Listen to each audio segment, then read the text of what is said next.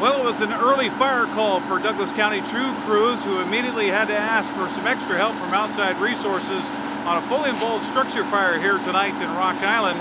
Luckily for the residents, father and his son, they were able to get out safely and dial 911 on their cell phone. They were awakened in the darkened hours of the early morning about 1 o'clock in the morning. The house was without power. The owner of the residence told me that he saw his son looking through the dark with the light on his cell phone.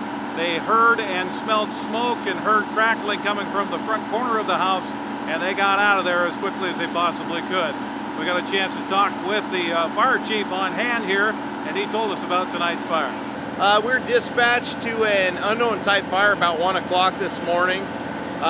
Shortly after dispatch, we were given some additional information and upgraded this to a structure fire. The Rock Island crew arrived shortly after 1 to find a well-involved structure that you can see behind me here. And the fire conditions were severe enough that we were unable to make entry. We call that a defensive fire. We remained in defensive fire attack for about 2 hours until we could finally get a wrap on this thing, get it knocked down. Anything in particular give you guys any trouble with this one, or just that it was, pretty much gone by the time you got here? The fire had a real big head start on us, so we had a lot more fire to contend with out here. And then there's just there's classic cars and some different things stored around the house that gave us additional obstacles.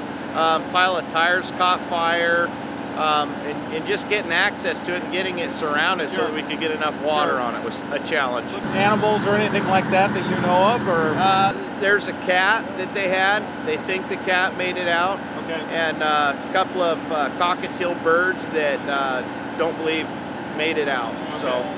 Quite a call out tonight for that. Yeah, so we had to go to a second alarm fire just to get additional resources, reach out to like Cashmere, Monitor, Rondo, and Chelan County 1 came out to give us a hand tonight. Luckily for the residents, father and his son, they were able to get out safely. Reporting from the scene of this structure fire in Rock Island, I'm Granstrom for NCWLIFE Channel News.